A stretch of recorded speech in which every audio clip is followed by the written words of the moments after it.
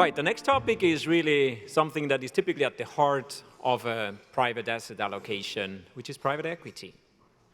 The next speaker, he is the global head of private equity at Schroders Capital. He has been with the firm for 20 years, and he represents also one of our valued partners here at the conference that enables us to be such generous hosts. The lab in which he did his PhD 25 years ago was actually involved in climate research. In a way, he was ahead of the times. He's also an avid mountaineer, and he just reported coming back from a trip last week, and the glaciers are melting, indeed. And it's fascinating how 25 years later, climate change and private equity cross roads again. And having said that, I welcome, and please help me welcome, Dr. Rainer Ender.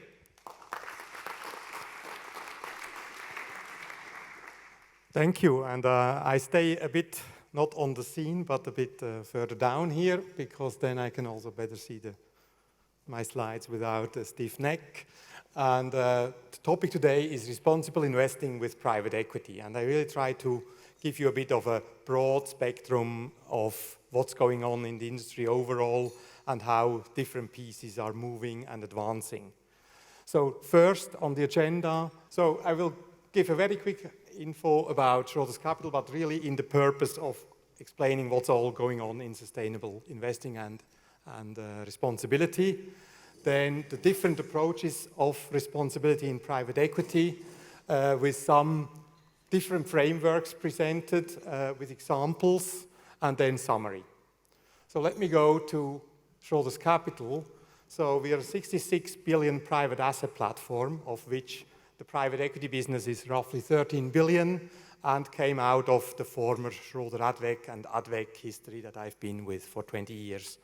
We also have under impact at the bottom Blue Orchard. I have to keep my microphone fixed here. Blue Orchard, Swiss, Zurich-based, headquartered impact platform. So we are really focused on sustainability, responsibility through our platform today. This is an important slide just to give you a feel of what's all going on in responsible investing and sustainability.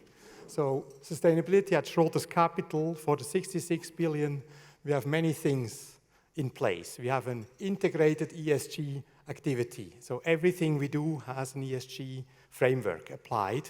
We are a UN PRI with an A+ rating. Is that a pointer as well? No.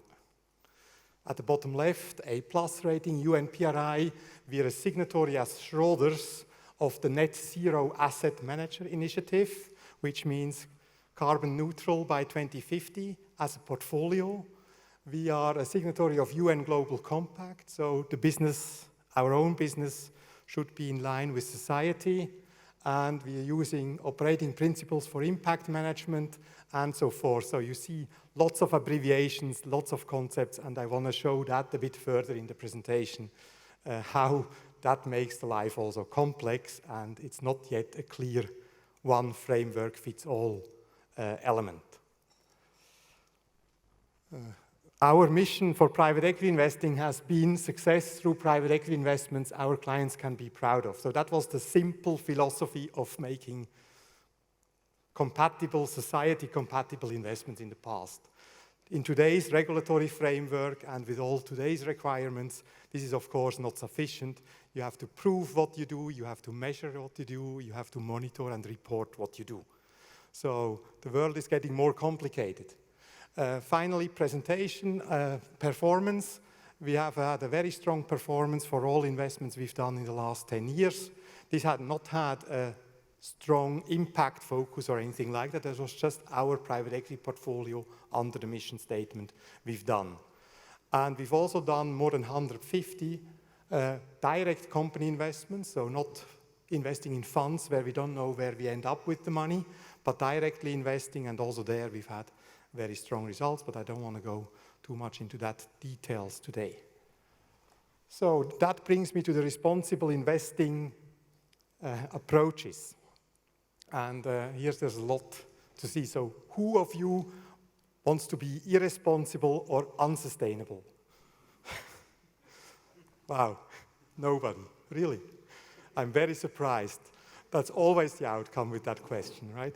So it's obvious that sustainability and responsibility is in everybody's mind as a almost standard, but it's not been a standard yet in how we practice the business, or it's not a standard how to measure this or report it. And that's adding to today's complexity, and I really want to emphasize two things here that should come through my overall presentation.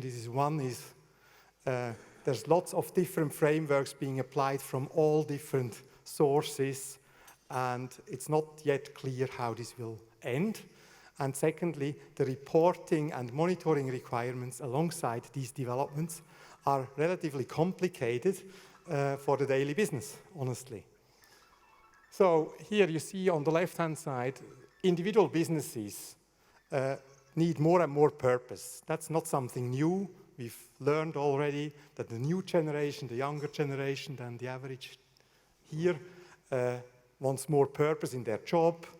We believe businesses must represent their purpose better. So it's not about financial results only, but it's for the purpose, what's the benefit of this business for the society. So I'm strongly believing that this element will only grow from here. So every business, whether listed or non-listed, will engage stronger in reporting what it does good for the society. And that's the new level of also financial investing. It's not about financial returns only, it's also about what does this business do, why is it good, why does it need to exist. And that's something that becomes more and more important for the businesses themselves. Secondly, also the big global challenges we have, climate change, social disparity, they need money to channel into that business in order to change the business.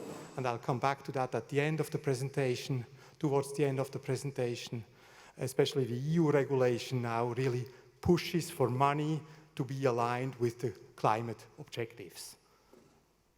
Regulatory aspects really push for more sustainability, but also avoid greenwashing, meaning we have to prove what we do, we have to monitor and be transparent about what we do. And last, the end investors, and especially here in a family office conference, it's about wealth in the long run, over generations. How do you preserve wealth, develop wealth? That must be sustainable, else it doesn't work, right? So the sustainability topic is only growing from here, and I think it's mostly about the frameworks and the reporting platforms or practices that need to ramp up quick and under pressure from many sides. So how does private equity fit into that? Private equity is perfectly fit for sustainability and sustainable investing for multiple reasons. First, it has a long investment horizon.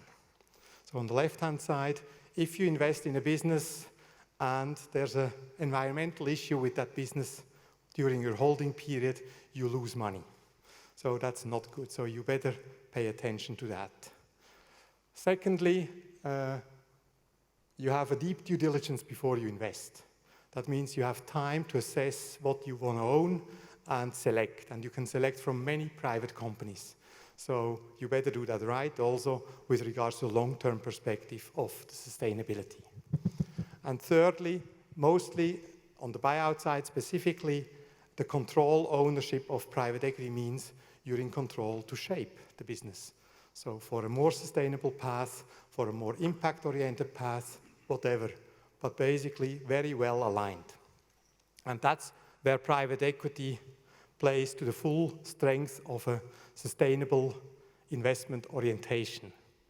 Nevertheless, the new regulatory frameworks don't play that easily into our hands as private equity players because the reporting requirements are more demanding on the private side than on the public side, where data providers are starting to collect carbon emission data, and you can report on it, you can buy the data from MSCI. In private equity, that does not exist. If you invest in a biotech startup, this company does not have its carbon footprint data at hand, right? So, and it's not its first priority. So there's challenges to that, and the private industry, and especially private equity industry, and especially investments into small businesses, there you have an extreme workload to collect information and to show what you do for the sustainability requirements that, for example, now come with the SFDR regulation. But overall, interesting portfolio to own on private equity side, typically very well aligned with sustainability goals in the long term, mostly also business models that are more forward-oriented in its application, so sustainability also from that perspective, not much legacy, not much asset-heavy companies in private equity, more asset-light business models that can align well with the needs of the society going forward. So to show the complexity of ESG and sustainability metrics, I show a survey here that shows what limited partners do in private equity for the ESG monitoring or activity. And the way to read this chart is from top to bottom. I'll go through the categories, but on the right-hand side, you see what people do today already and what they don't do. So the gray and light blue are not done, and the black and red is done. So the highest, the top line, ESG integration, most private equity investors have that. So they look at the investment and, at least on a quality assessment level, say whether this investment is ESG aligned or integrated.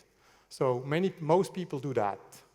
Most people, or roughly half of them, also engage with the manager for ESG improvements. And that's, I'm going to come back to that. That's in line with United Nations principles for responsible investing. Then also pretty many have a negative filter. So we exclude weapons, alcohol, porn, whatever. Pretty simple often, so that's not surprising. So if you want to be responsible up to here, it's pretty normal. Then thematic investing, less people do that. Impact investing, concrete, specific impact investing, not very broadly spread yet. Carbon reporting, the new hot topic, very low currently. That data has not been collected in the past, but is now forced into play by the EU regulation. Active engagement with portfolio companies, that's of course for limited partners in a fund, that's 2 layers away, so that's less represented. And then last, impact reporting and measurement, even less done so. So basically you see reporting and monitoring is very thin, while the philosophy is there. And that's, I think, where we are currently with the sustainability and responsibility element of private equity, but also more broadly across asset management. The second topic is the geography aspect to sustainability and responsibility. If you look at fund managers or investors and the money invested, some part of that has an ESG integrated element and some part has not. If you look at the location of the asset managers, the European players are leading, while North America and Asia, Latin America is not that relevant for our industry, are much lower. So basically, the sustainability topic is very present in Europe and in Australia, and not in the rest of the world yet. So we also have to deal with a global disparity or discrepancy when dealing with that. So you cannot apply the same ESG standard data collection effort if you invest in a US venture company or venture fund, or whether you do a European buyout investment. That's much closer to the topic. So that's the challenges that the business or the private equity industry faces. Now, a framework of what is responsible investing is also very important. because basically that's also a moving target. It's not a fixed concept. So on the horizontal or top, the investment orientation. Conventional investing in private equity means today no sustainability ESG framework applied at all. Then you have responsible, you have a framework. Due diligence and monitoring ESG aspects, but that can be qualitative. Then you go on sustainability. So you have good governance and you promote environmental and social factors. Then you have impact with financial bias. So you want to have a positive impact on society and you have the objectives and you measure them, right? And the measurement is, as I say, oftentimes, also from an individual company's perspective, not necessarily top of the agenda yet. Then you have impact with social bias, means you start to accept lower returns. And then you have philanthropy, which is giving the money for improvements of the society. And that spectrum, with the society developing, that spectrum is shifting to the right. So what was conventional 10 years ago was less developed, and the sustainability and responsibility topic starts gaining weight in the overall practice and assessment of people. So that's changing. And then you have different topics: financial return, impact focus, exclusion, positive selection, and engagement. That's three concepts that are coexisting, usually in a good ESG approach. So you can invest in something that is not perfect and improve it. You can invest in something because it's really positive, or you can just exclude something because you don't want it, like weapons or whatever. And these three concepts coexist. But basically, depending on where you want to stand, these are the elements that you have to take into consideration. And last, reporting and measurement. That's where I say the whole industry still has to catch up to represent better what they do, how they do it, and how it can be proven what they do. So to give you a bit of different frameworks that exist and how they've developed, I want to show three specific examples. So there's many frameworks. The principles for responsible investing, I will go into that. The Sustainable Development Goals, the SDGs from the United Nations, very commonly known now, and appearing to become the platform of impact metrics in one way or the other, but many more standards that are here. So it's like in the Wild West, there's thousands of things, and you don't know how it will play out yet overall. So starting with the United Nations Principle for Responsible Investing. This was established in 2006. At the time, you just had to click on a website and subscribe, and then you were a signatory and you were on the list of the leaders on the sustainability topic. They've caught up since, so they request reporting, annual reporting. You must prove in the meantime that you impact and engage with your underlying managers or investments and try to improve the sustainability concepts within your investment food chain. And so the principles have grown. They are now, there's more than 4,000 subscribers. There's a rating to it and so forth. So it's one of the established frameworks. But it's still completely qualitative, has nothing to do with climate or anything like that. And as you can see from the right-hand side here, it's a very European platform as well with regards to who are the signatories. So the European private equity players are, a high portion of them are UNPRI signatory. For the rest of the world, this platform is less relevant. The Sustainable Development Goals are the 17 goals that the UN set out to improve the world in general. The goals have been put in force on January 1, 2016, so they are only about 5 years old. They are very much focused on keeping social peace, developing the poorer part of the world, the developing countries, to a good standard, reduce poverty globally, and so forth. So they have a bit of an emerging market element to it to some extent. And this framework has now 17 goals that people can relate to very well with regards to an impact for the society. So examples: no poverty, zero hunger,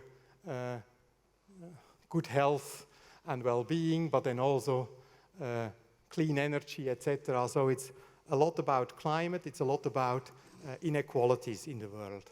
And that's where impact frameworks can well be applied and aligned with these 17 goals. For ourselves, we started making single company investments in 2013, so earlier than the SDGs. If we look back, about 2/3 of our investments have an affiliation or can be associated with one of the goals. So, and we didn't invest in these businesses because they have a goal, but in hindsight, we can line them up. So many businesses have a good purpose as such. And it's also a good outlook if your businesses are lined up with SDGs, because that means that they are likely also seen as sustainable in the long run by the society overall. And so that's the statistics for us. It's a bit extreme. The biggest portion is the green portion. That's health. So every healthcare investment is aligned with the objective of good health and well-being in a rough perspective. And then other goals are less weighted, obviously, because we also didn't select for a specific purpose, but there's circular economy topics. If you look at it backwards from today, circular economy topics are also very present in private equity portfolios. And I have 3 examples from 3 different continents, just to quickly run through. Learning Curve is a platform in the UK that provides education to people that need to be kind of reintegrated into the workforce. And of course, here the revenue from the business is directly or indirectly coming from tax money, government money. So that's usually not the core private equity ambition for us to have government revenue indirectly, but it's a business that grows, that has a good platform, that has a good impact, and the goals, the SDGs that fulfill here are quality education, decent work and economic growth, and reducing inequalities. And then these 17 SDGs, they all have sub-targets, which read more specifically, and they are also shown here, but you can dig into that by yourself. It's about 170 sub-targets that you can track and map against any investment you do. So a relatively clear, positive, society, impact-oriented investments. We didn't do it for impact, we made it for performance orientation, but we also fulfill good impact or sustainability criteria with such an investment. Second example, in India, a co-investment in India. All these 3 deals are direct investments.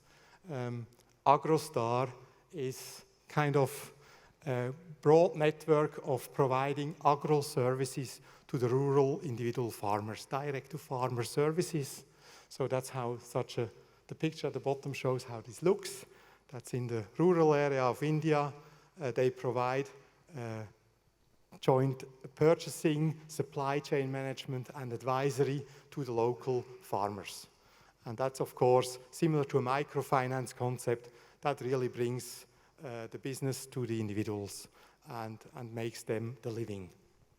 So again, less hunger, decent work and economic growth for this society part and so forth. So again, a very easy mapping against a good impact that this business has for the society. And a third example from the US is a premium egg business that sells eggs that have come from pasture-raised chicken, free-range chicken, etc.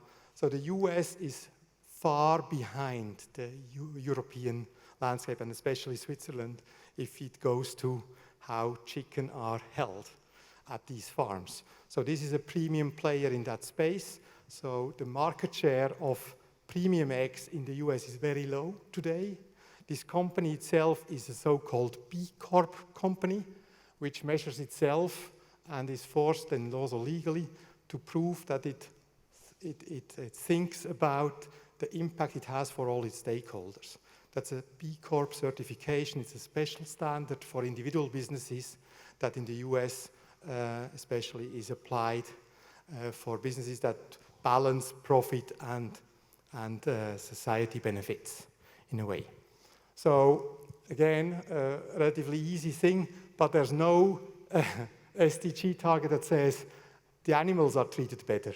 So it's not that what you would think of, what's the good impact for this business is the chicken have a better life. That's not the criteria, but it's indirect SDG criteria that we have here. So these are 3 examples that have a good link to SDGs. I usually make an example that is less obvious for an investment. If you invest in an ERP company, so a small SAP business, that's a good investment and nobody sees anything bad about it, but it, of course, is not an impact investment. And so private equity is broader than impact, and it's also broader than sustainability. That doesn't mean that the company can't be good or bad in its behavior or how it treats its stakeholders, employees, etc. But not every business has a purpose that links to these 17. And I think that's also an important takeaway, that not the whole world will move towards 17 SDG goals and nothing else. So, third topic after the UN PRIs and the SDGs is the SFDR. That's what is keeping us most busy right now in the EU or in Europe in general. It's the Sustainable Finance Disclosure Regulation. So it's already a challenge to know what it stands for. And what this does really is it regulates the asset management industry to measure and report on climate-oriented metrics especially, and it also tries to channel the money into the political goal of the net zero 2050 objective. And so that's what's happening here. Investors will move more money into sustainable investments. That's the goal of the regulation. And the goal is also aiming to reduce greenwashing where this may have been the case in the past. So it's pretty complicated, the regulation. There's 3 different kinds of products. I'm on time. 3 different types of products. They are called Article 6, Article 8, and Article 9. Article 6 is a normal product, so you don't claim you do anything good for sustainability, so you don't need to do anything. Article 8 is you have sustainability metrics, and especially the carbon emission data is important there. So you have to collect lots of data for each investment you do and report them. Pretty work intensive for the private equity industry, where there's no data providers that help you collect that data. And then Article 9 would be an impact investment focused fund or investment approach. So that's the 3 criteria that, or the 3 types of investments that come up under this regime. It's still work in progress. There's lots of paper around it. The requirements on how you have to report about a product that you have launched under Article 8 or 9 is not yet defined and delayed. So it's also a bit of a challenge to launch products while there's uncertainty about how to implement them. But that's on the SFDR side. And basically the high-level perspective behind this EU-driven regulation is, of course, what I show here on the left-hand side. The Sustainable Finance Action Plan tries to move money towards more sustainable technologies and make the economy low carbon or climate resilient. So that's in line with the net zero goal. That may also or shall push money flows into the climate topics like climate migration mitigation, climate adaptation, and carbon capture. So new technologies, new businesses that will support a carbon-free economy. But it's, of course, regulation that tries to move private money behind the goal of changing the whole way we live, in a way. And that's a big experiment. Again, that's not the whole investment scope that we have, but it's a special theme currently of where we have to see how much money will channel into this and how will the impact be for that also performance-wise. It's definitely a big topic for infrastructure, especially of solar, wind, and all the related, including the grid stability, etc., for electricity grid. But it's less dominant for the private equity spectrum itself. And with that, I would summarize 5 takeaways. Sustainability is increasingly accepted and a key element of the investment practice and individual businesses. And that's a few years ago, it was always thought that this would be at the cost of performance. This is changing for everybody's mind, basically. Sustainability is not a performance reducer. Sustainability is in line with performance expectations and can be combined easily, because in the long run, only what is sustainable will also deliver financial performance. The second thing is environmental and social challenges.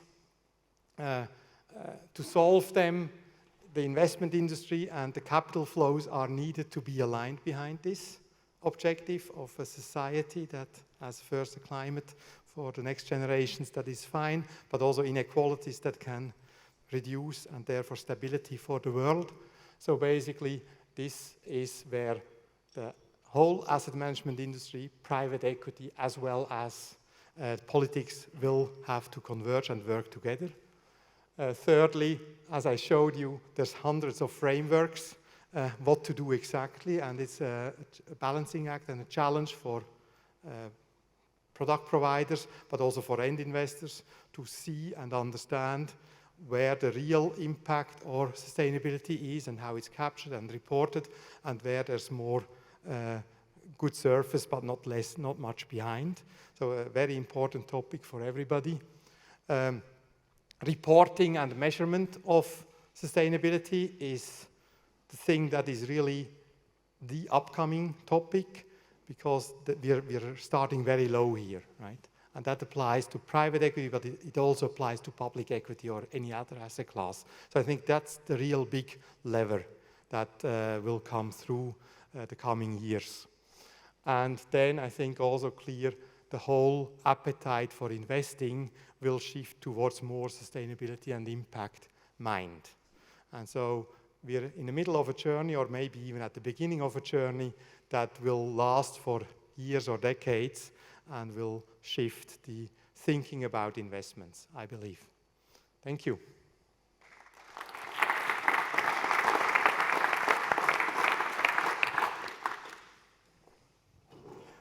Thank you very much, Rainer. It's a very broad topic. You brought it down into just 20 minutes. Questions for him? Please.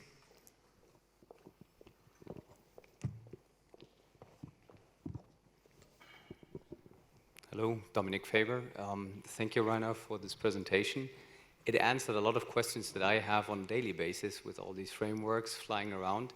But if I had just one question for you, what could you tell us as a tip, or at least myself, to motivate my investee companies, my management teams, or my team in our firm even, to measure and report all of these, like CO2 emissions, etc., if we are anyways trying to be responsible, or at least never want to be irresponsible or unsustainable? It often feels like just an additional burden for something we'll do anyways. Yeah, I think I share your experience. And we're a middleman, right? So we're not the company and we're not the end investor, so we're hit from both sides. So that's indeed the challenge, right? So as I made the example, a biotech company is not here to focus on its carbon footprint, right? That's an extreme example. But if I look at the corporate responsibility reports of publicly listed companies or bigger companies, they are so thick, and the quantification possibilities there are very thin still, right? So even there, we have lots of paper, but it's fuzzy language around many topics. Nailing this down to what is really the purpose and quantifying the purpose, what you want to improve, and prove this would be the ideal path, in my view. Right? Not everybody needs to deliver on the same objectives. The biotech company should report about its objectives, the ERP company should report about its objectives, and an impact-oriented business model like the learning curve that is at the essence of inequality support should report about their engagement and goals. And I think that goes down to the purpose communication, right? What is the purpose of a company? Be precise on the purpose and then deliver on it reporting-wise and monitoring-wise. I think else it's a patchwork, right? If we have to collect for the 150 co-investments and 4,000 indirect company ownerships that we have, the carbon footprint, this will become a data exercise, but it doesn't change much ultimately. Whereas the other element would really be starting with the business model and the business positioning and the attitude and culture of a company and being clear what you want to deliver. But I also believe there will be an element of motivation that will start with the companies to do more of that, because the pressure about justifying your role, the pressure about being an attractive employer, etc., that will grow. We have time for one more. Rainer, thank you very much. That was an excellent presentation, and I was very struck by your comments about measurement in particular being the laggard here, and that you can control the inputs to a degree, but we're not controlling, or we're not being able to measure the outputs. So we're seeing, certainly with the families that we advise, that there is an increasing hunger to understand what the impact is at a very granular level. So when they make investments into our sustainable strategies, what impact that is having on the climate, on social housing, on governance, and so forth. How far, and it's not easy, as you say, the data is, it's bitty at the moment. How far do you think we are away from being able, if you like, to look through from the investments that we make to the impact that we have? I think that refers to my last sentence that I said. We're at the early point of a long-term journey, right? Honestly, we're far away from it. And for private equity specifically, I must admit, a shame on the industry, also reporting-wise, we still send quarterly reports around in PDF format, right? And then the next in the food chain is typing the numbers again to collect for their accounting, so no ERP system through the supply chain. So that's where private equity industry really has to improve anyway. And then these new reporting frameworks, they come on top. I think a main challenge for the private equity industry and for us, as an example, as a global player here that covers anything from venture to turnaround and more on smaller, medium enterprise than on the larger multi-billion deals. This is a challenge, and we can only solve it if the underlying individual managers advance, and Europe is definitely leading, but we're still very early. So it's more qualitative so far, and that's a bit of a challenge. So I never felt bad about our investments, but I could never quantify this in a reporting to you, right? Thank you, Rainer. Thank you very much. Thank you.